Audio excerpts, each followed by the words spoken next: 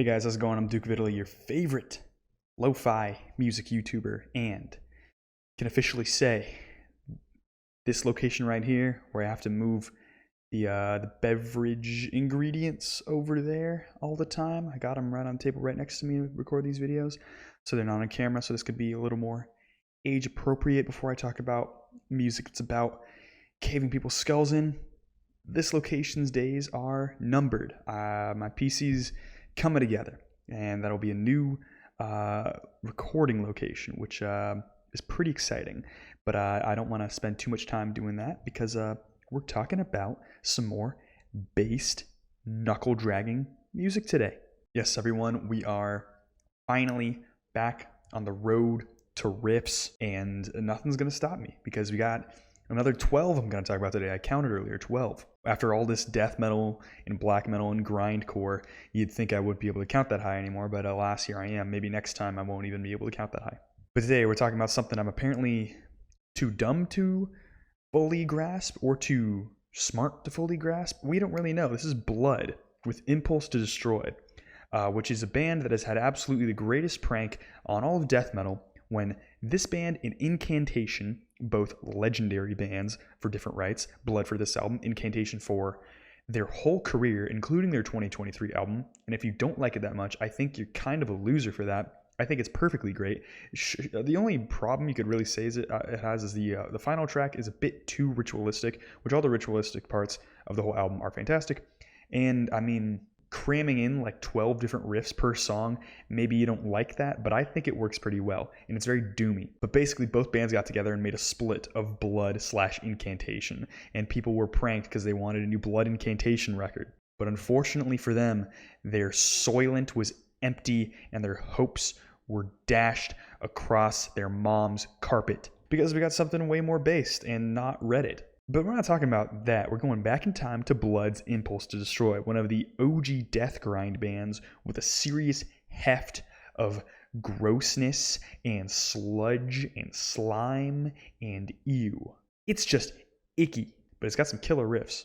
This really feels like mosquito-filled bog trench warfare. I don't know what is being angry about here. I mean, it's death grind and there's grind in that, so I'm assuming there's some sort of motivation politically behind this thing. I mean, I know Mortician exists in their death grind, if you will, but this is real death grind here, so I'm assuming they hate something, but maybe it's just me or you or themselves. This album does lack production quality because you could look at this cover and you could probably piece together it's actually from the 80s. It's from the late 80s, which, and death grind being from the 80s, you know, it's weird that it kind of hit then. It feels like it shouldn't exist yet. It feels so late 90s, in all honesty, which, I mean, the history of death metal in its entirety is kind of hilarious like that. You know, you got old school death metal where it was basically like death thrash, mid 80s, and then we got old school death metal in like the later 80s, and grindcore like barely started then with like Repulsion and Napalm Death and all of those, and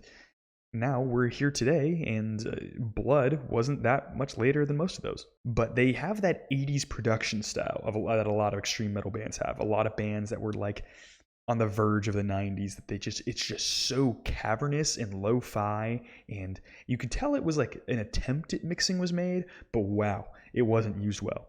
But at the same time, it's like kind of awesome how well it was used. I don't know, there's so much 80s metal that is just horribly produced, but we don't care about that. We care about knuckle dragging, slobbering metal. There are some really weird, almost melodic sections that the guitar provides here that add some real character to this album. And there are some sick, deeper, grindier tracks. Give you a real brutal death metal, real heft to this whole thing here. But in no way is this album brutal death metal. It's just really deep, chuggy tracks that you really want to just bounce to and just throw people. But yeah, I mean, this album, you know, it suffers from being from the 80s, but at the same time, it suffers from being too based for its own good. So I mean, I have to just give it a good and call it a day at that. And then this goes into Battalion Slaughtered with Succession Warfare, a mere 10-minute long EP. It's actually science fiction themed, but it doesn't sound like it at all. There's not a single texture or anything on here that makes you think of sci-fi. It's because the guitar is just so heavy. but it's as efficient as an album could be. You have like gore grind levels of lack of attention to detail or lack of care. It's like 4-note songs or like 2-note riffs, real simple stuff. But you got these really cool cavernous, ghoulish vocals. But I like the way the riffs are constructed here. They have a similar pattern, all of them can do, where they'll have some sort of build that does vary across the EP here, but they'll have 2-note responses. That just seems to happen pretty often here, but it's always kind of dope. A little fluttery, if you will, at least in terms of context for the genre. But the guitar sounds straight putrid and dusty. It sounds like a live recording where the mic is like away from the amp or something. It's really weird sounding, but it's so heavy and dirty. It's really inching onto like gore grind territories of filth and just like so bad things. But it's like it threads the needle with having just beat down portions. Like it's got a serious bassy heft to it, and it's not just a washy thing of punk music, you know. It's actually like kind of furious. And I mean, all I can really say is I worked out to this thing and the lift was great. So I mean, it's great. And the bass music doesn't stop. Up next, Pissgrave. Yes, Pissgrave. If you don't know them, now you do. If you don't like them, you're wrong.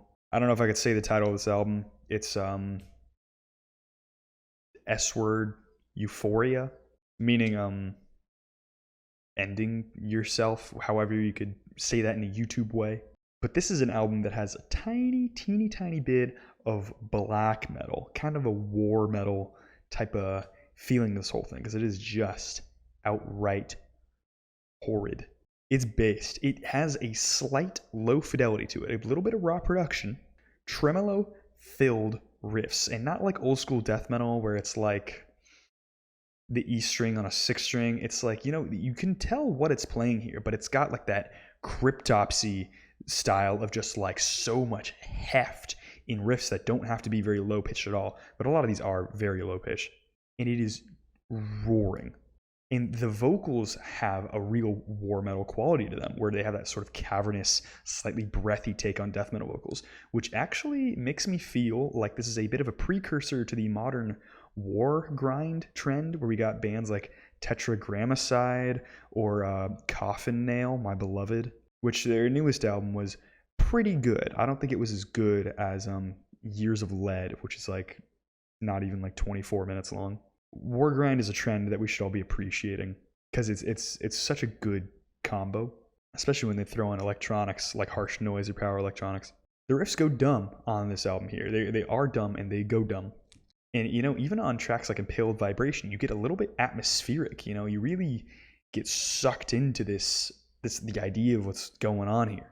It's really heavy stuff. I hope this band tours. I want to see them desperately. But for a modern death metal album here, and it is death metal, oddly enough, and it's not even quite brutal death metal. It's not so gutturally low. It's like, it makes sense that it's death metal, but it is quite fantastic stuff. I have to say, this is great. This is one of my favorite albums of the whole chart.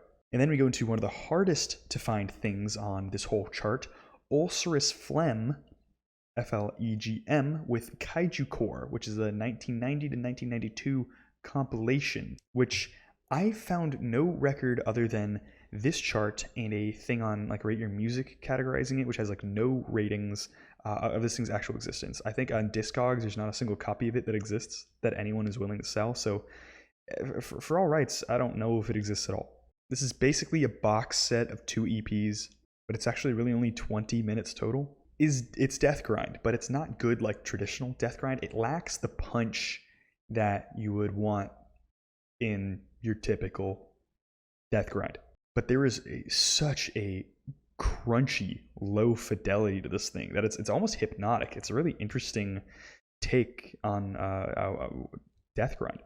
Like, I don't expect death grind to be like that. Death grind is a genre I like reliably so, because it has speed, heaviness, and a really violent quality that really gets a lot of stuff out of you at once. And I think in that regard, it works exactly like it should. And here it's like kind of the gore grind category, where it's like, it's not that blasty, it doesn't feel blasty, at least. I mean, the whole thing could be totally blast beats, and it's just so hazy and distorted. It's like you took the master track and put a distortion feature on your master track, which means you people should not be touching Pro Tools. But I mean, it's a 90s death grind compilation. You know, it's good ish. But the self-titled EP of Ulcerous Phlegm, that's where the bangers are. That's where the band's discography is shown at its best. And doesn't even need to be shown on a compilation. It's just on its own, its best. And then we got Heinous with The Basement, which covers a bit of a genre I don't know anything about. Mincecore. It's like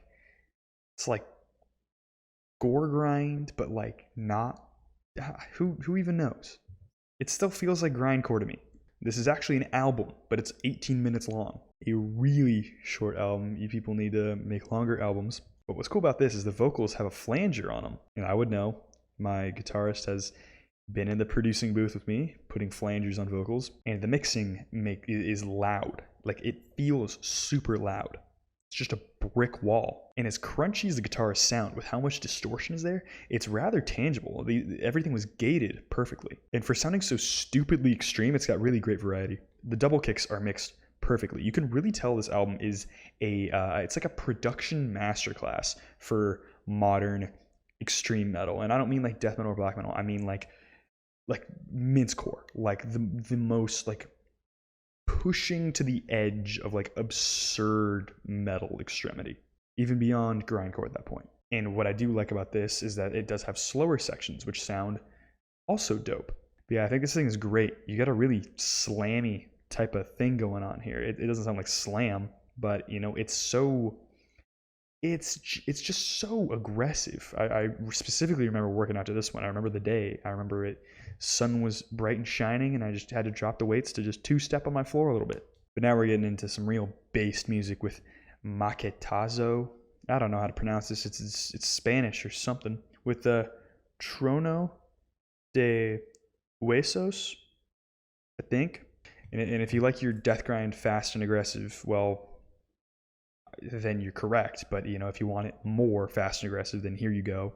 These are amazing riffs, totally wild by nature. Maybe not as wild as like something like Cryptopsy, but like for as heavy as they are wild. And having the 31-minute runtime on this album is so perfect because every song just shoves it forward. It's so energetic, it's crazy. It never stops for a moment. It just churns and churns and churns. And there's a freaking cover of Ace of Spades by Motorhead.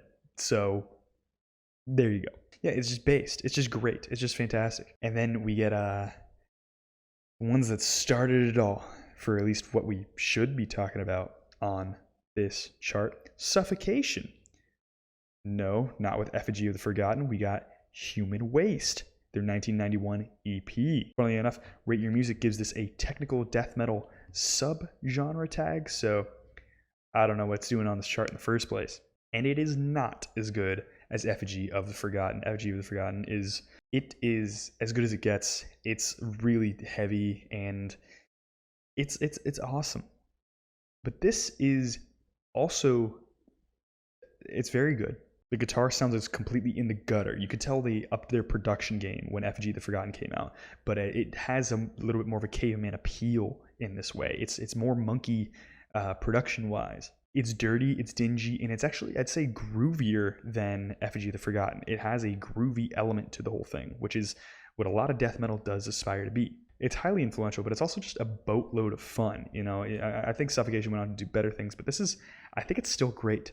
And continuing with the death metal things, we're gonna do Death Doom for just a moment here with Asphyx with Last One on Earth. Now, Asphyxes are cool. They're Death Doom, and they're not the best band of all time. And you can know because when people herald this album as so incredibly fantastic, and you just know, you listen to it and you're like, if that's their best, then they're a decent band, but they're not the best band. But that's okay, because it is a very good album. It is an album that has breakdown portions. For being Death Doom, it slows down like an extra little bit just for you, just so you feel special. It is as chuggy as Death Doom has almost ever been. I don't even think Incantation has ever gotten this chuggy. And what I love mostly about this album is the guitar tone is the most percussive guitar tone I've ever heard. It's like one of my favorite guitar tones. But like melodically, this album doesn't feel as brutal, but the chuggy lower notes here, I don't know what type of guitar they're using, if it's 7-string, or if 7-strings even existed back then. I don't know when those were invented. I might research it and include a little timestamp, but it feels so much heavier and so much more percussive. It feels, it's almost like hitting a tom or like a kick drum. And the title track has a gorgeous melodic solo. That is one part about Asphyx, that this album is double-sided. It has the stupidly heavy parts, and it has some really nice melodic portions. And it will never get so technical. It will never do anything crazy melodic, but it'll have these simple, doomy melodic portions, a la Warning, Trouble, pick a doom metal band. If you like beautiful doom metal, a little bit of that, just a little bit, is thrown in here. And it makes these songs so much better for it, because the contrast, ladies and gentlemen, contrast is something that death metal does not often have. Sure, you could have really chuggy, fast, intense death metal parts, and then, oh, here comes the Slayer-style guitar solo. Newsflash, bozo, that's still kind of like chuggy and aggressive, You're really not out of that style. But Asphyx does kind of push you a little bit outside of that. And the fact that they just sound heavier than like Obituary or Morbid Angel, then I think it's actually worth noting. Not that those bands aren't heavy. I actually do find Morbid Angel to be not that heavy at all. I think even some death thrash is heavier than Morbid Angel. Morbid Angel was a band that, oddly enough, was like one of the least heavy that I've really seen, and yet is considered the best. I wouldn't consider them the best old school death metal band, even though they're great. I know. But we got a highly engaging, very visceral, very heavy album right in front of your eyes, and it's Asphyx. And it's great. As much as I was talking smack on it a little bit, it's just, yeah, it might be better with its individual components than as an entire album. That is the only thing, is that the individual songs sound fantastic on their own, but altogether don't do as much. But the components are all fantastic. And now we're covering a band that, gosh, I've been recommended by my friends, and I wish I could say family, but I can't, for a long time. And I had it on my list, and then I found it on this chart, and then I was like, oh, I guess I'll start doing the Caveman chart. And this is, it's Dragged into Sunlight's Hatred for Mankind. No, this is not the most brutal album I've ever heard. It never will be the most brutal album I've ever heard. I don't know why people say it's the most brutal album they've ever heard, because they're wrong. That being said, there are plenty of reasons to love it, and it is partially like this why you would love Asphyx. It's because it has a death doomy edge, a tinge of black metal in here, a lot of tremolo riffs, but it takes a lot of like serial killer samples, interview clips and all that, and has a really occult edge to the whole thing. And you could tell by the album cover, it's not messing around. This isn't your average death metal, some cartoony gore thing. It's like, this is like a cult birth here. Like it's a creepy album. This is a very atmospheric death metal album, and I think that's what gives it a lot of points. It is not a heavy album as it's composed death metal. It's heavy because of the production and the atmosphere and the subject matter, and partially because of the contrast. This album is over 51 minutes, which for being so Caveman is interesting, because most Caveman albums just hover around the 30-minute mark,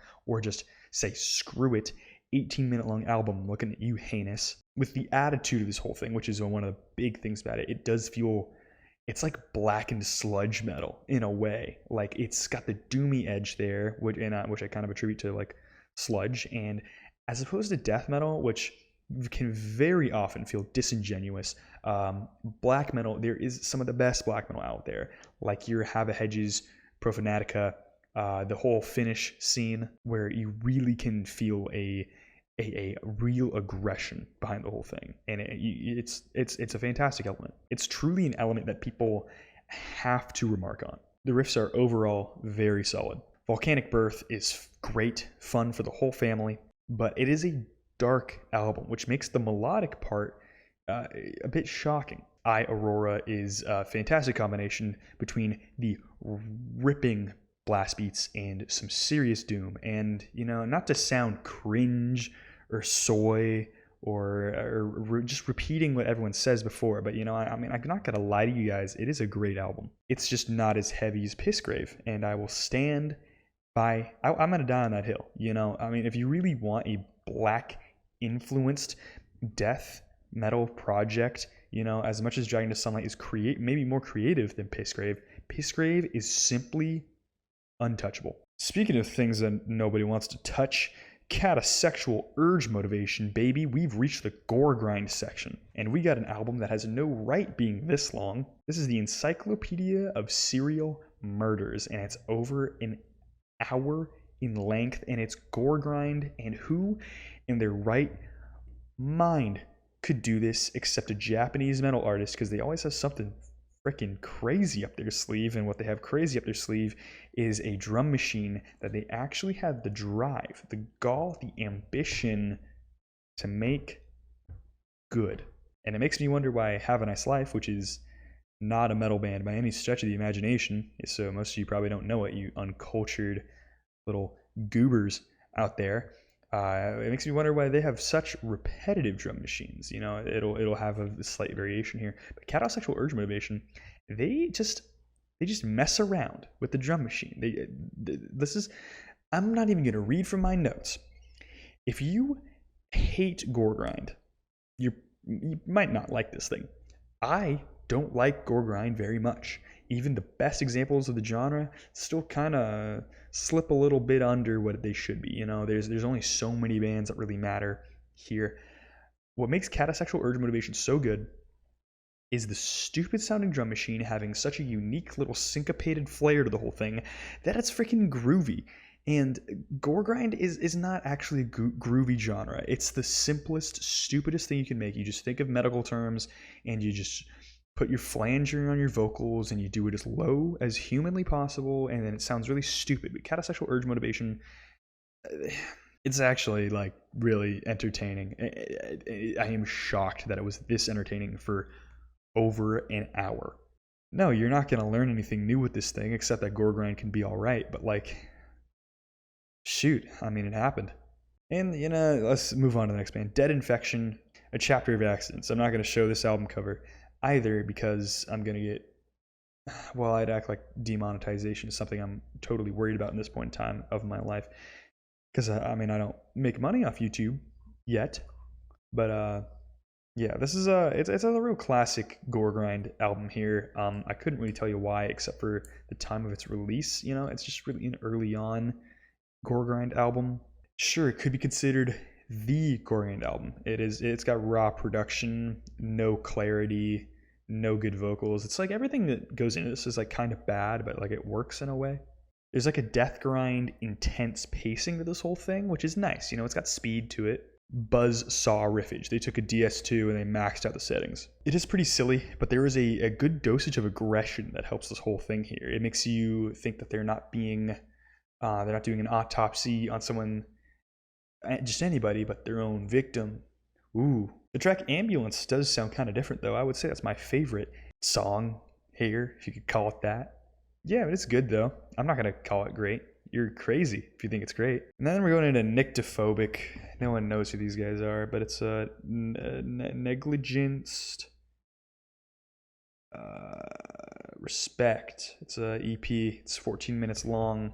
It's some real monkey stuff. It's odd placement on the chart once we've gotten into the gore grind section, but it's really fiery stuff. There are some occasionally decent riffs, but in all honesty, there's not a ton going for this release in many regards at all. There's a drum machine here that drowns out almost all of the riffs, but there's sort of an aggressive part to this whole thing. Every once in a while, the guitars do peak out enough, and the raw production does have appeal to me personally.